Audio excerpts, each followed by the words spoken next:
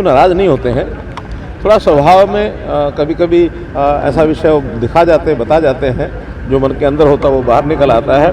और जो व्यक्ति थोड़ा अपनी चीज़ को थोड़ा कंट्रोल रख लेता है, वो भले कोई बात मन में हो तभी बाहर नहीं आती है तो उसके कोई अंतर नहीं पड़ता, लेकिन फिर भी वो हमारे ऐसे सज्जन हैं जो बात कह देते हैं, वो कह करके भूल जाते हैं और कोई नाराज़गी का विषय कभी होता है। आज जैसा हमको पता है कि डिस्ट्रिक्ट लेवल पर ई दिशा की मीटिंग्स होती हैं, मेंबर पार्लियामेंट कोई उसको चेयर करना होता है। तो आज मेरी पहली मीटिंग पानीपत जिले की थी, इससे पहले करनाल जिले के भी करके आया हूँ।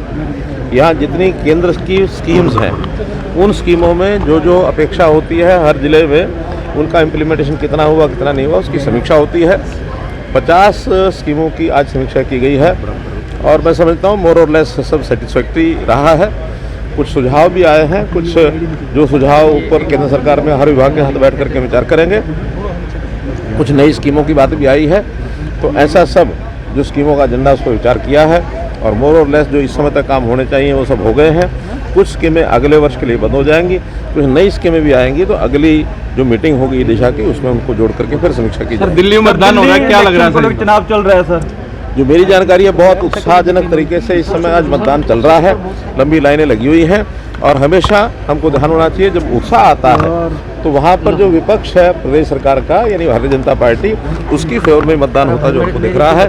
और मैं चूँकि लगातार लगभग 10-11 दिन मेरा घूमना भ्रमण हुआ है, दर्जनों सीटों पर मेरा जाना भी हुआ है, जितना लोगों में एक उत्साह है वो जो पिछले 10 साल के केजरीवाल के जितने भी कारनामे थे उनसे लोग सचेत हो गए हैं।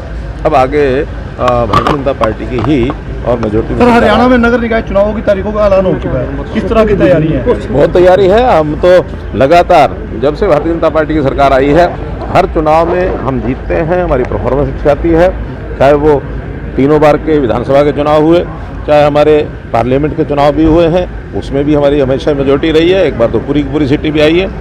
और इसके बाद स्थानीय निकाय में जैसा हमारे कारपोरेशन के लगातार चुनाव, एक बार तो 5 कारपोरेशन के इकट्ठे हुए थे, 5 मेयर हमारे थे। कोई भी चुनाव ऐसा नहीं है कि भारतीय जनता पार्टी एक कदम पीछे हटी हो।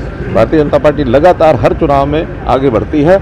ये जो चुनाव अभी भी नगर निगम, नगर परिषद और नगर पालिका जितने घोषित हुए हैं उन सब में मेजोरिटी आएगी, इंक्लूडिंग पानीपत। सर अनिल विज जी का जो तरीका नाराजगी का है अलग टाइप का रहता है, अब नाराजगी दूर हुई है कि नहीं? अनिल विज जी देखिए वो नाराज़ नहीं होते हैं, थोड़ा स्वभाव में कभी कभी ऐसा विषय दिखा जाते बता जाते हैं, जो मन के अंदर होता वो बाहर निकल आता है। और जो व्यक्ति थोड़ा अपनी चीज़ को थोड़ा कंट्रोल रख लेता है, वो भले कोई बात मन में हो तभी बाहर नहीं आती है तो उसके कोई अंतर नहीं पड़ता, लेकिन फिर भी वो हमारे ऐसे सज्जन हैं जो बात कह देते हैं, वो कह करके भूल जाते हैं और कोई नाराज़गी का विषय कभी होता नहीं। सर आप हरियाणा के 10वें मुख्यमंत्री बने आप सर, 2 बार मुख्यमंत्री शपथ लिया आपने और अब सर आप केंद्र सरकार में बैठे जहाँ मोदी जी बैठे हैं, तो सर क्या दिखता है विकसित भारत को लेकर? आप किस तरह देखते हैं मोदी जी की कार्यप्रणाली को लेकर? क्या सर? देखिए मोदी जी को मैं जब से जानता हूँ, मुख्यमंत्री जब राजस्थान के बने थे उस समय से लेकर के उनकी जो कार्यप्रणाली है बड़ा सोचते हैं।